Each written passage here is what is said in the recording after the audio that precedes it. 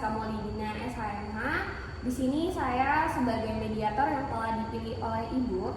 Selanjutnya kepada para pihak saya berikan kesempatan untuk memperkenalkan diri masing-masing, dimulai dari pihak satu.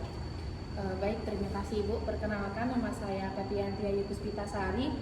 Di sini saya sebagai perwakilan dari para petani penggarap tanah atas HGU PT McKenzie sebagai pihak satu dalam kasus ini, Ibu.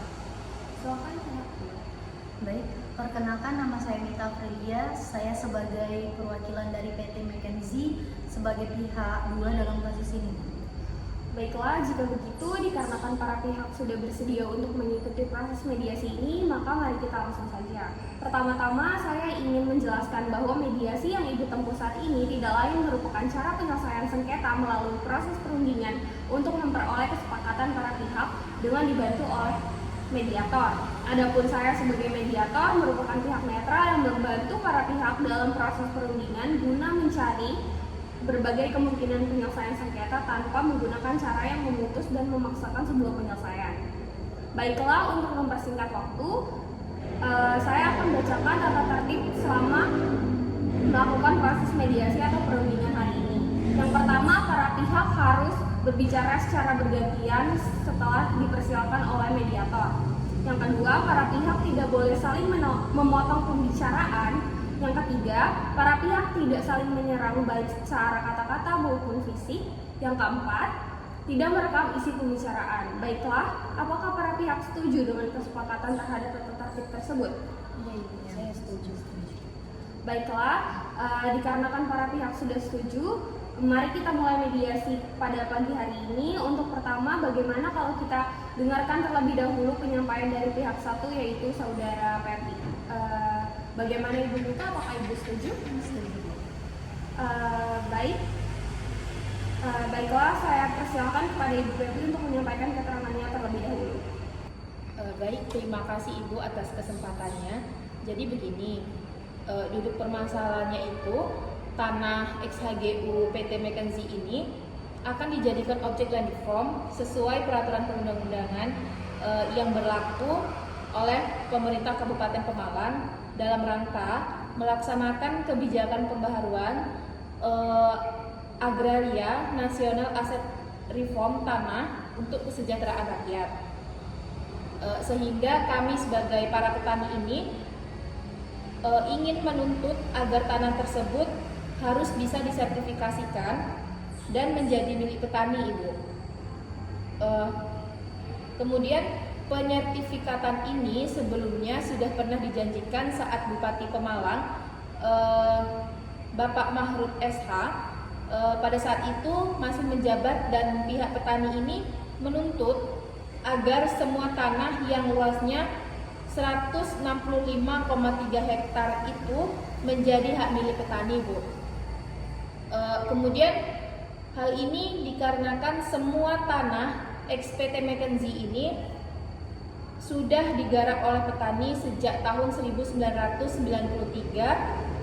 hingga akhir tahun 2008. Kami petani penggarap yang tergabung dalam kelompok tani STIP yang terdiri dari 653 kakak telah menggarap lahan HGU itu seluas 160,35 hektar, Bu.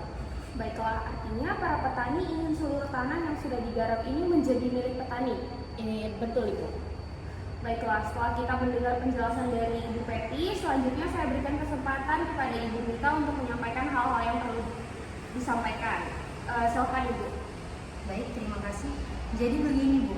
2 tahun sebelum berakhirnya HGU pada tanggal 31 Desember 2008, yaitu pada tahun 2006, PT McKenzie telah mengajukan permohonan pembaruan HGU ke kantor wilayah BPN Provinsi Jawa Tengah.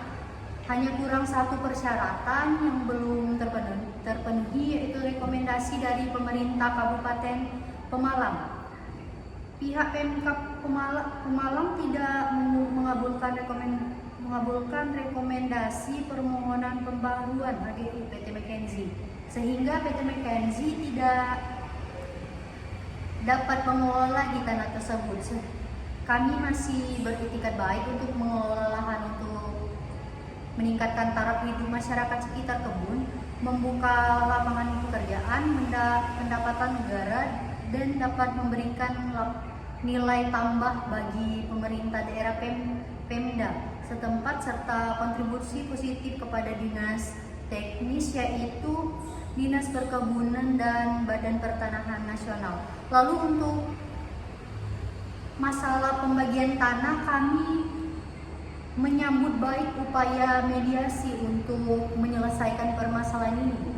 Oh, jadi sebenarnya dari pihak PT McKinsey sendiri masih ingin untuk mengelola lahan dengan memperpanjang HGU, akan tetapi rekomendasi permohonan dari PT McKinsey itu ditolak. Iya, benar.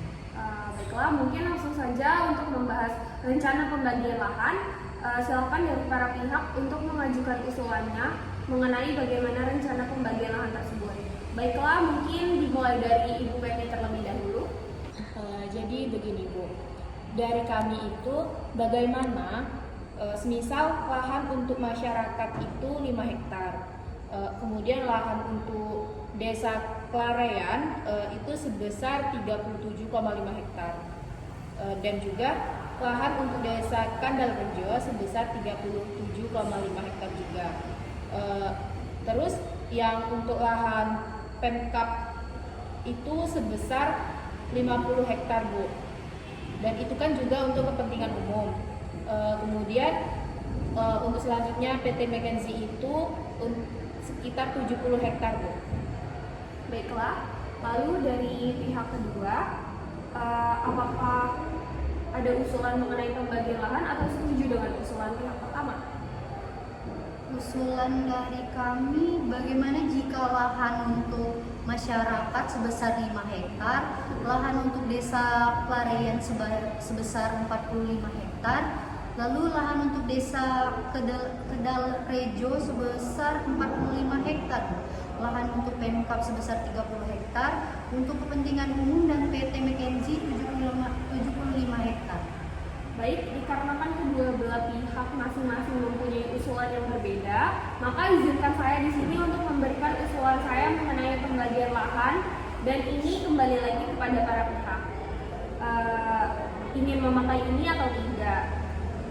Untuk mengambil jalan tengah, bagaimana jika lahan untuk masyarakat sebesar 3 hektar, lahan untuk desa Klarean itu 50 hektar, lahan untuk desa Kendalrejo itu 50 hektar, dan lahan untuk Pemkap sebesar 25 hektar untuk kepentingan umum, dan PT McKinsey itu 72 hektar. Apakah kedua belah pihak setuju atau ada usulan lain?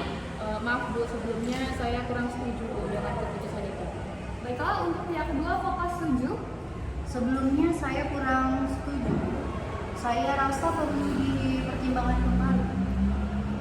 Baik, ibu-ibu sekalian, kalau dirasa perlu, saya akan membuatkan pertimbangan lagi untuk kedua belah pihak yang mana mungkin ibu-ibu sekalian dapat menyetujuinya.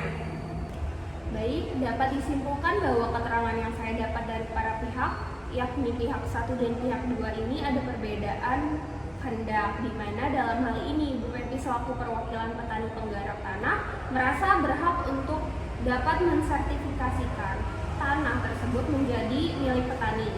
Sehingga Ibu Pepi mengajukan permohonan agar tanah tersebut dapat dibagikan dengan seadil-adilnya. Dengan sebagaimana hal itu, maka saya selaku mediator memberi titik tengah pembagian tanah tersebut, dan pihak kedua, yakni Ibu Mita, pun menyetujuinya. Di sini saya selaku mediator mengambil titik tengah bahwa dari pihak pertama tetap menginginkan bahwa tanah tersebut dapat dibagi dengan adil. Maka selanjutnya saya berikan kesempatan bagi Ibu Mita dan Ibu Pepi untuk mengajukan usulannya mengenai pemecahan masalah ini. Dipersilakan untuk tanggapan dari Ibu Pepi terlebih dahulu.